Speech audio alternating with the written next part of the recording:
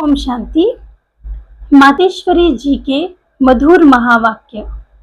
जीवन की आश पूर्ण होने का सुहावना समय। जीवन की आश पूर्ण होने का यह सुहावना समय। हम सभी आत्माओं की बहुत समय से यह आश थी कि जीवन में सदा सुख शांति मिले।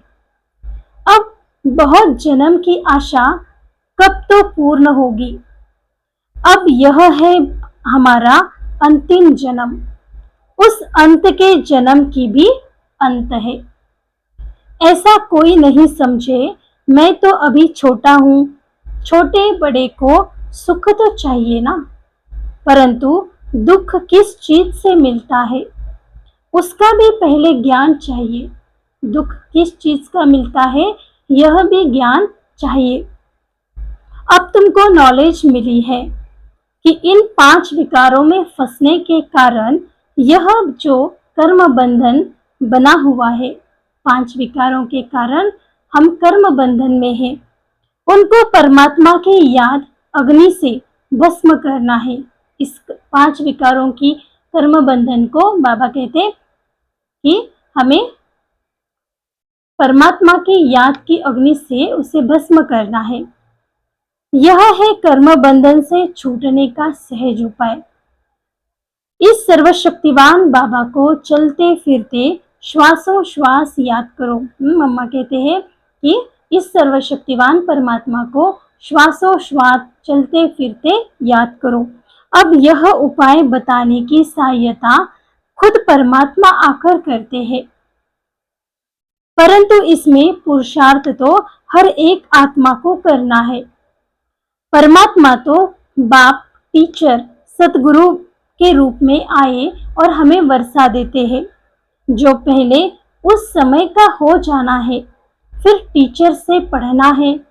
जिस पढ़ाई से भविष्य जन्म जन्मांतर सुख की प्रारब्ध बनेगी, इस ज्ञान से हमारी जन्म जन्म की प्रारब्ध बनेगी। अर्थात जीवन मुक्ति पद में पुरुषार्थ के अनुसार मर्तबा मिलता है और गुरु के रूप में पवित्र बनाए मुक्ति देता है। बाप आकर हमें सुख शांति देते हैं। फिर बाबा कहते टीचर के रूप में हमें यह नॉलेज देते हैं और गुरु के रूप में पवित्र बनाकर हमें मुक्ति देते हैं। तो इस राज को समझ ऐसा पुरुषार्थ करना है। यही टाइम है पुराना खाता खत्म कर नई जीवन बनाने का। इसी समय जितना पुरुषार्थ कर अपनी आत्मा को पवित्र बनाएंगे, उतना ही शुद्ध रिकॉर्ड भरेगा। फिर सारा कल्प वही चलेगा। बाबा कहते मम्मा कहते हैं कि अभी जो समय है, इस समय नई नॉलेज लेने का समय है और पुराना जो खाता है उसको खत्म करना है। तो ये नई नॉलेज हमें नया रिकॉर्ड हमारे अंदर भरता चलेगा और यह सारा कल्प चलेगा। तो सारे कल्प का मदार इस समय की कमाई पर है। देखो, इस समय की तुम्हें आदि मध्य अंत का ज्ञान मिलता है। हमको 100 देवता बनाना है और अपनी चढ़ती कला है। फिर वहां जाके प्रारब्ध भोगेंगे। वहां देवताओं को बात का पता ही नहीं है। वहां देवताओं को बात का तो पता नहीं पड़ता कि हम गिरेंगे। देवताओं को पता नहीं है कि आगे चल के देह अभिमान में आकर उतरती कला में जाएंगे। ये देवताओं को नॉलेज नहीं है। तो मम्मा कहते अगर यह पता होता कि सुख भोगना फिर गिरना है, तो गिरने की चिंता में रहते, सुख की भोग ही नहीं सकेंगे। किसी बात की चिंता होगी तो वो सुख भी सुख नहीं लगता। तो मम्मा कहते तो यह ईश्वरीय कायदा रचा हुआ है कि मनुष्य सदा चढ़ने का पुरुषार्थ करता है, अर्थात सुख के लिए कमाई करता है। परंतु ड्रामा में आधा आधा पार्ट बना हुआ है।